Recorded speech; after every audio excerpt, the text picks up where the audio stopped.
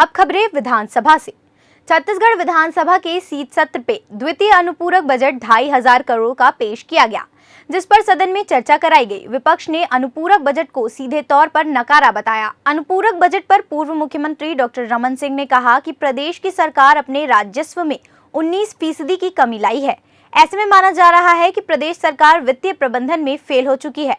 Doctor ने कहा, अनुपूरक बजट में प्रदेश सरकार ने कोविड-19, प्रधानमंत्री आवास योजना, किसानों को विद्युत कनेक्शन और सरकार की महत्वाकांक्षी योजना नरवा गरवा घुरवा बाड़ी को शामिल नहीं किया गया है। रमन सिंह ने कहा कि 15 साल के उनके कार्यकाल में 35,000 करोड़ का कर्ज लिया गया था, लेकिन भूपेश सरकार महज 2 साल में ही 26,000 करोड़ का कर्ज लेने में अपनी पीठ थपथपा रही है। यही कारण है कि विपक्ष ने अनुपूरक बजट का विरोध किया है। वहीं संसदीय कार्य मंत्री रविंद्र चौबे ने अनुपूरक बजट से जोड़कर अपने बयान में कहा कि कोरोना संक्रमण की वजह से वित्तीय प्रबंधन करने में दिक्कतों का सामना करना पड़ा है। इससे बोलने में कोई गुरेज नहीं है। उन्होंने केंद्र सरकार पर जीएसटी का पैसा नहीं देने का आरोप लगाया है। उन्होंने कहा है कि अब केंद्र सरकार ही आदेश दिया है कि राज्य सरकार जीएसटी के प्रतिपूर्ति के विरुद्ध कर्ज ले सकती है। उन्होंने ये भी कहा कि प्रदेश की सभी योजनाएं सुचारू रूप से चल रही है और आगे भी चलती रहेंगी।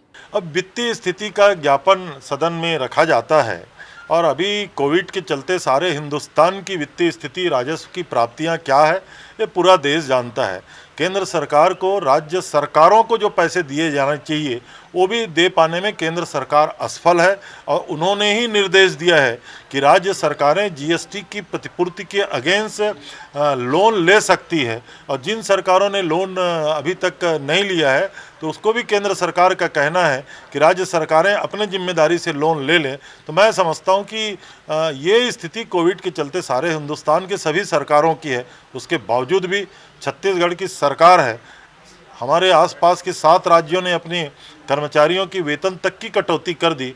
हमने कर्मचारियों को पूरा वेतन भी दिया है, हमने स्वास्थ्य संबंधी सारी व्यवस्थाएं भी की हैं, हम राजीव गांधी किसान न्याय योजना का भी पैसा समय में दे रहे हैं, हम गोधन न्याय योजना का भी पैसा, हमारा कमिटमेंट है कि हर 15वें दिन देंगे। आज भी माननीय मुख्यमंत्री जी के हाथों गोधन न्याय योजना का 65 करोड़ रुपया कुल हो गया छत्तीसगढ़ में गोपालकों के लिए।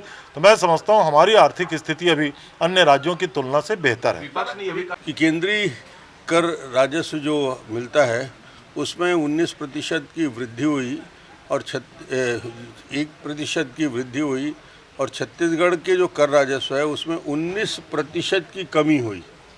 इसका मतलब है कि वित्तीय प्रबंधन ठीक ना होने की वजह से राज्य सरकार को जो राशि मिल रही है खुद के संसाधन से उसमें 19% की कमी देखी गई।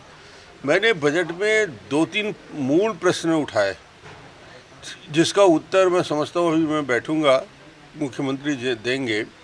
हमको उम्मीद थी कि इस बार के सप्लीमेंट्री में कोविड-19 जिससे देश और पूरे हिंदुस्तान में सबसे ज़्यादा चिंता जिस विषय को लेकर है उसके लिए प्रावधान होगा और कोविड से और आने वाले वैक्सीनेशन के लिए और दूसरा कोविड के इलाज कराए हुए मरीजों, गरीब और मध्यम वर्गीय परिवार के लिए रिएम्बर्समेंट, जैसे मध्य प्रदेश ने सभी मरीजों का इलाज 100% किया है निःशुल्क, छत्तीसगढ़ में उसके लिए प्रावधान अनुपूरक में रखा जाएगा।